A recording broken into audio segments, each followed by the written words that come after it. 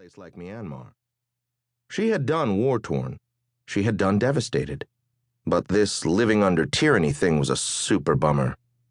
The Myanmarese, Myanmartians, she called them in her head, the stenoglyph was an M with an ovoid helmet and antennae, spent all their energy protecting what little they had or avoiding persecution. There was nothing left over for hope. And no one on the outside cared that much, or was even sure of its name. Was it called Burma, which had something to do with Orwell, or Myanmar, which sounded like a name cats would give their country? The rest of the world just avoided this place, as on the street you'd avoid a stinking pantsless drunk. Because where would you even begin? And where was that stupid little colonel?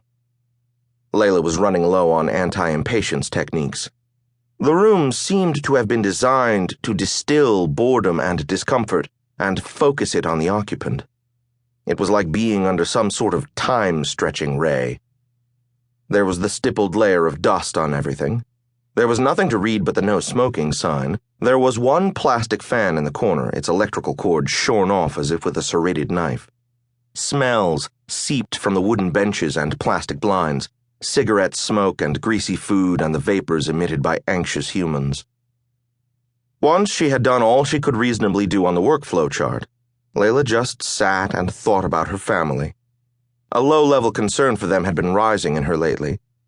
Roxana had written that their kid brother Dylan's new GF was a battle axe. Dylan hadn't mentioned a girl to Leila. Also, according to Roxana, their mother had had 2 suspicious falls in the last 9 months, the second one resulting in a broken wrist. Leila couldn't tell by email how exactly Roxana had meant suspicious, like neurologically or alcoholically. She noted again that no one ever informed on Roxana like this. Birth order did seem to trump the other personality predictors, Leila thought. Would that be forever? What about after their parents died?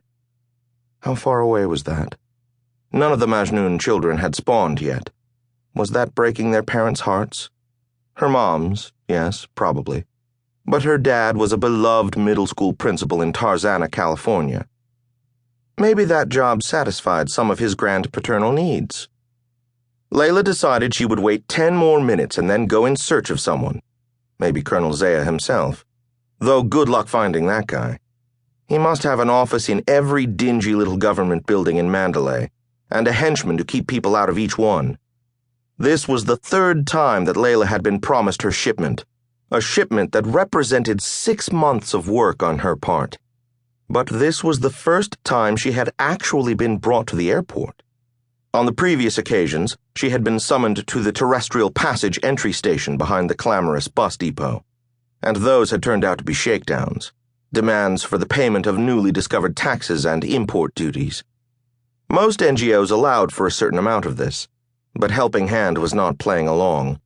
New York said that to do so would abet endemic corruption. Or perhaps this was just Boss 1 screwing with Boss 2, and at first refused to release the funds that might win Leila her shipment. Only by haranguing Boss 3 was Leila able to convince HQ that the extra money was, in this case, a cost of doing business. Still,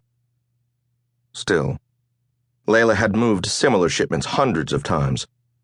This was a container of palletized medical equipment, 14 short tons that she'd coaxed without incident from Miami to Doha to Yangon and then to Naypyidaw, the bizarre new capital that the generals had erected suddenly in the middle of the country. But then her shipment had been waylaid and effectively ransomed by an invisible mafia of Myanmarese customs officers who could be reached only by phone, and even then only via their underlings' phones. Once Leila figured out which government building contained the Department of Leila Antagonism, she and her driver, Aung Hla, took the half-day trip to Naypyidaw and attempted a frontal assault. But the stupidly hatted officials she located, though shocked that she'd found them, only asked her to return with obscurer forms and more exact change. She worried that her shipment was getting picked through and pilfered from. It was high-end stuff.